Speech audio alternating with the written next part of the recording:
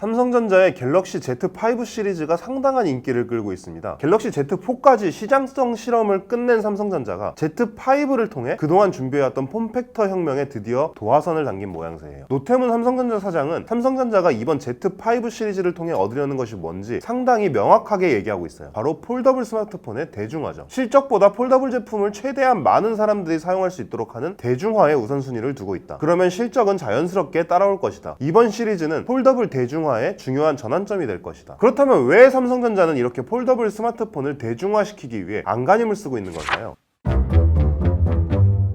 바로 삼성전자가 이미 고착화된 시장의 2위 업체이기 때문입니다. 어떤 산업이 막 태동하는 시기에는 공급자들의 시장 점유율이 매우 역동적으로 변화합니다. 그리고 그런 변화를 겪으면서 떨어져 나갈 기업은 떨어져 나가고 남아있는 기업들의 시장 점유율도 어느 정도 고정이 되면서 시장이 안정화되죠. 첫 번째 아이폰이 출시된 2007년부터 현재까지 스마트폰의 폼팩터는 다형으로 고정돼 있었습니다. 그리고 삼성전자는 그 시장의 후발주자로 뛰어들었고 노키아, LG전자, 구글 등 여러 경쟁자들을 제치고 프리미엄 시장에서 애플과 자웅을 겨룰 수 있는 가장 강한 패스트 팔로워로 성장할 수 있었죠. 문제는 점유율입니다. 원래 이 정도까지는 아니었는데 미국이 화웨이 규제를 시작하면서 줄어든 화웨이 점유율을 애플이 대부분 가져가면서 점유율 격차가 더 커졌죠. 스마트폰 시장은 굉장히 고착화된 시장입니다. 아이폰 쓰는 사람은 아이폰만, 삼성폰 쓰는 사람은 삼성폰만 쓰죠. 그렇다면 이런 상황에서 삼성전자가 애플을 이기는, 아니 완전히 이기지는 못하더라도 최소한 위에서 말한 것처럼 진짜로 시장을 양분하는 수준까지라도 가기 위해서 가장 중요한 일은 바로 애플의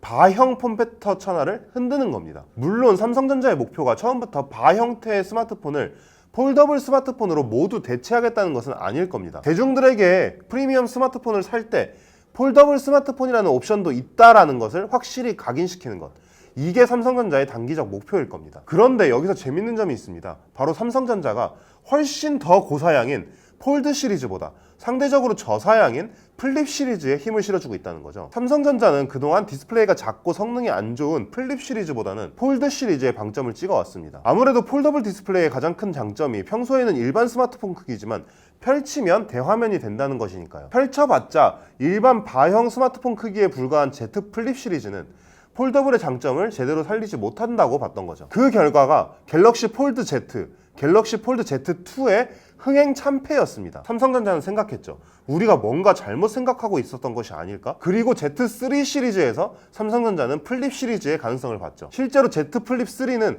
신드롬이라고 해도 될 정도로 상당한 인기를 끌었습니다. 그 이후로 Z4, Z5 시리즈 모두 삼성전자는 눈에 띄게 플립을 더 밀어주고 있습니다. 그렇다면 왜 사람들은 화면이 크고 성능이 좋은 폴드 시리즈보다 플립 시리즈에 더 열광하는 걸까요? 그 이유는 크게 두 가지로 나눌 수 있습니다. 첫 번째는 가격, 두 번째는 MG입니다. 폴드 시리즈는 기본적으로 가장 싼 모델의 출고가가 200만 원에 육박하는 초고가 스마트폰입니다. 그리고 일반적인 사람들은 스마트폰에 그 정도 가격을 지불하는 것을 부담스러워하죠. 폴드 전까지 삼성전자에서 가장 비싼 모델인 갤럭시 S 울트라 모델을 사용하던 사람들도 폴드로 넘어가기 위해서는 거의 50만 원을 추가로 더 지출해야 됩니다. 하지만 플립은 다르죠. 아이폰 라인에서 가장 비싼 아이폰 프로맥스 모델보다는 훨씬 저렴하고요. 기존의 갤럭시 사용자나 아이폰 사용자 모두 부담 없이 넘어갈 수 있는 가격이라는 뜻이죠. 물론 가격만이 전부는 아닙니다.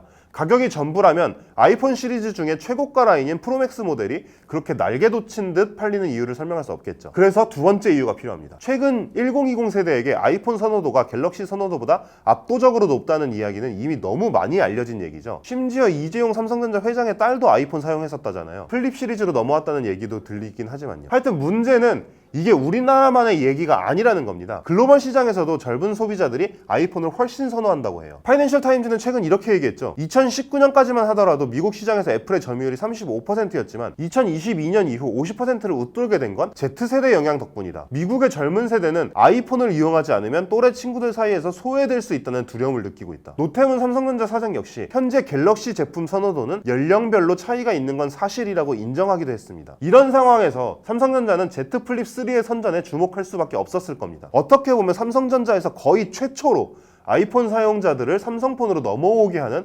쾌거를 이뤄냈던 모델이니까요. 한국 시장은 폴더블 스마트폰의 테스트베드나 마찬가지입니다. 이 테스트베드에서 플립 시리즈가 젊은 고객들에게 인기를 끈다는 것을 확인한 삼성은 Z 플립 5를 통해 그 인기를 세계로 확대하겠다는 계획을 세우고 있는 거죠. 결국 소비자들이 폴더블 스마트폰에 원했던 것은 초고성능, 초대형 디스플레이가 아니라 바로 휴대하기 쉬운 컴팩트함, 패션 아이템으로도 사용할 수 있는 감성적인 디자인이었던 겁니다.